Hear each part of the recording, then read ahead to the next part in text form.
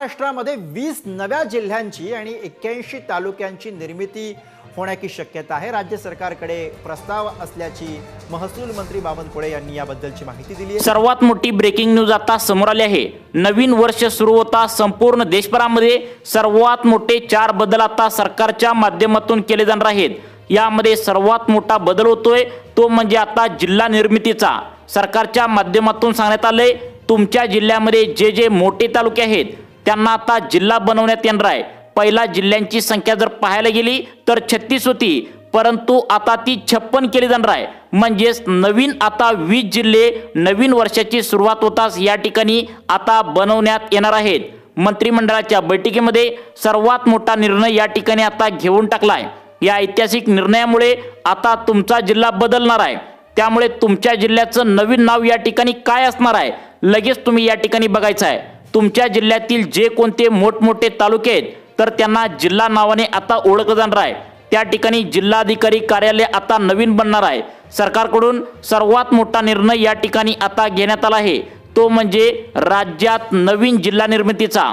आता नवीन वर्षाची सुरुवात होताच मूळ जिल्ह्यांचे विभाजन करून नवीन 20 जिल्ह्यांची प्रस्तावित यादी तयार करण्यात येणार आहे। मग आता तुमचा जिल्हा नेमकं कोणता असणार आहे, तुमचा जिल्हा नेमकं कोणत्या नावाने या ठिकाणी आता बोलवला जाणार आहे, नवीन त्या ठिकाणी कोणता जिल्हा तयार होणार आहे, तुम्ही ज्या जिल्ह्यामध्ये सध्या राहत आहात तो जिल्हा आता या ठिकाणी राहणार नाही आहे। नेमकं कोणकोणत्या जिल्ह्याचे विभाजन या ठिकाणी सरकारच्या माध्यमातून करण्यात येणार आहे आणि नवीन जिल्ह्याची निर्मिती आता सरकारच्या माध्यमातून कोणकोणत्या करण्यात येणार आहे।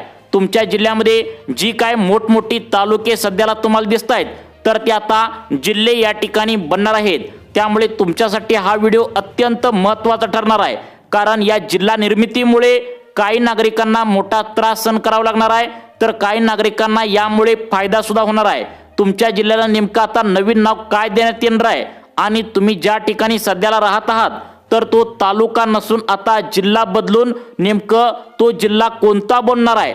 प्रत्येक जिल्ह्यांची लिस्ट आता या ठिकाणी सरकारच्या माध्यमातून आल्या।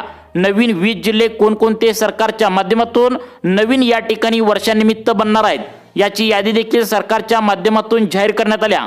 नवीन वर्षाची सुरुवात होताच तुमच्या जिल्ह्याला तुम्हाला आता नवीन नाव या ठिकाणी पाहायला मिळणार आहे।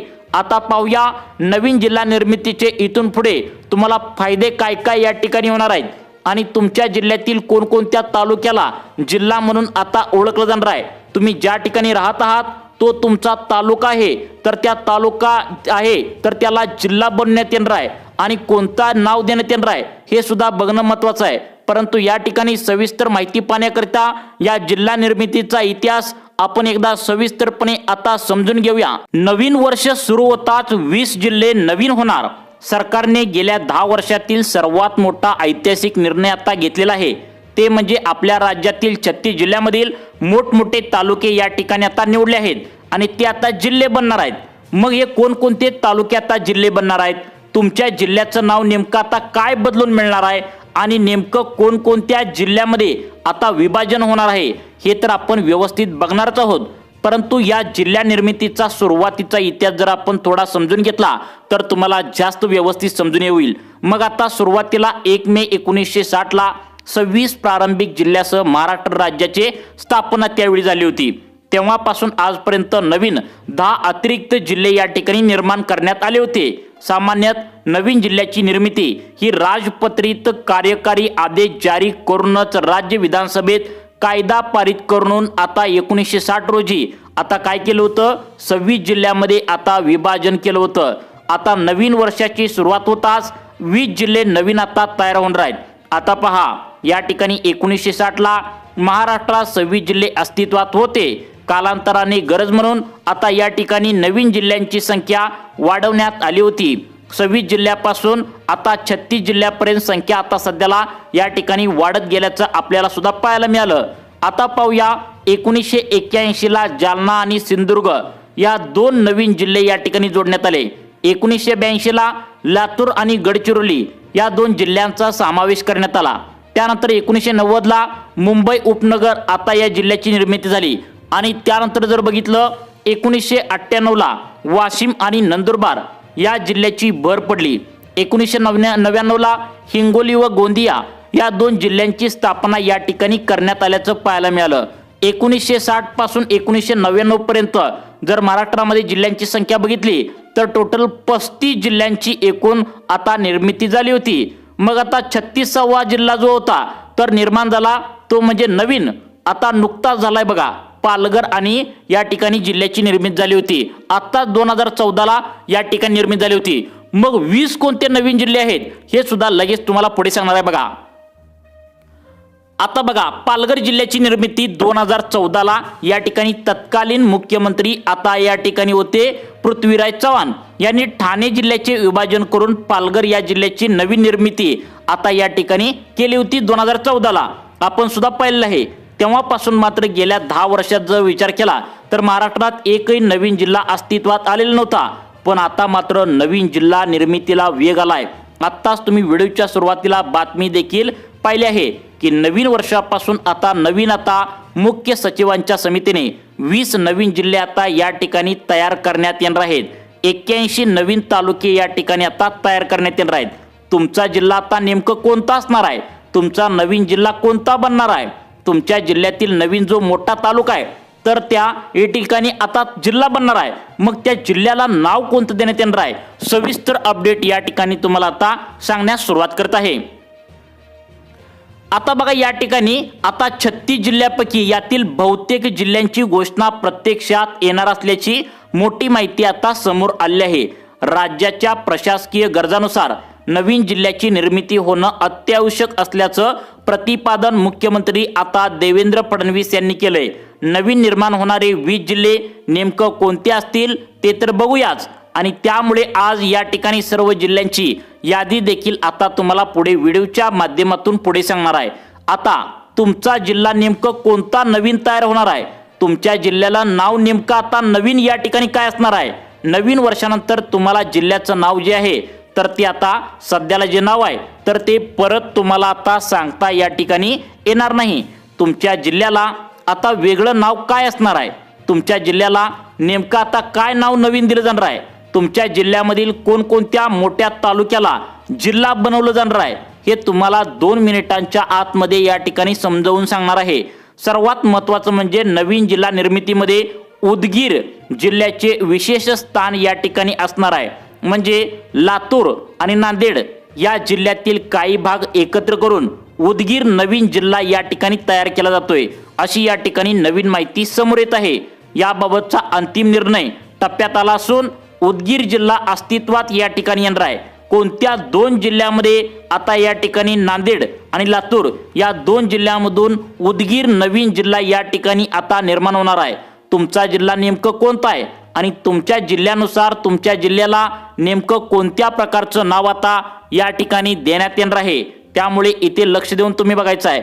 आता बघा, नांदेड आणि लातूर यामध्ये उदगीर मोठा जिल्हा म्हणून या ठिकाणी जिल्ह्याची ओळख तुम्हाला पाहायला आता मिळणार आहे. आता बघा, त्यानंतर अहिल्यानगर जिल्ह्यापासून कोणकोणते जिल्हे बनणार आहेत, त्यामधील मोठे तालुके कोणकोणते बदलणार आहेत बघा.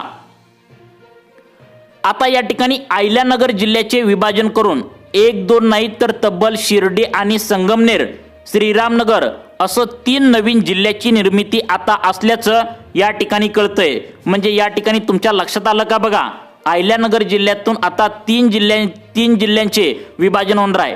कोणकोणत्या या ठिकाणी लक्षात ठेवा तुम्ही, शिर्डी हा जिल्हा होणार आहे, संगमनेर हा जिल्हा होणार आहे आणि श्रीरामनगर अशा 3 जिल्ह्यांची नवीन निर्मिती या ठिकाणी होणार असल्याचं आता या ठिकाणी समोर आलंय. त्यानंतर आता नाशिक जिल्ह्यातील तुम्ही जर राहत असाल तर नाशिक जिल्ह्याचे विभाजन करून मालेगाव आणि कळवळ असं 2 सध्याला जे मोठे तालुके आहेत तर या 2 तालुक्यामध्ये 2 नवीन जिल्ह्यांची नाशिकमधून आता या ठिकाणी निर्मिती झाल्याचं तुम्हाला बघायला मिळणार आहे. जळगाव जिल्ह्यात जर आपण विचार केला तर जळगाव जिल्ह्यातून भुसावळ ही नवीन जिल्हा या ठिकाणी नवीन वर्षाच्या सुरुवातीपासून निर्माण होणार आहे. आता ठाणे जिल्ह्यात जर विचार केला तर पुन्हा एकदा विभाजन होईल आणि मीरा भाईंदर आणि कल्याण अशी 2 नवीन जिल्हे या ठिकाणी निर्मितीस प्रस्थापित या ठिकाणी आता करणार असल्याचं सांगण्यात आलंय. मराठवाड्यात जर विचार केला तर अंबाजोगाई या नवीन जिल्ह्याची निर्मिती करण्यात येणार आहे असं या ठिकाणी सांगण्यात आलंय. मागील या ठिकाणी बऱ्याच दिवसापासून अंबाजोगाई या नवीन जिल्ह्याची आता मागणी होत होती, तर याची निर्मिती आता करण्याची मागणी आता नागरिक या ठिकाणी करत होते। त्यामुळे आता बघा बीड जिल्ह्याचे विभाजन करून अंबाजोगाई हा नवीन जिल्हा या ठिकाणी अस्तित्वात आल्याचं तुम्हाला पाहायला मिळणार आहे। सोबतच नांदेड जिल्ह्यातून किनवट हा नवीन जिल्हा या ठिकाणी अस्तित्वात येणार आहे।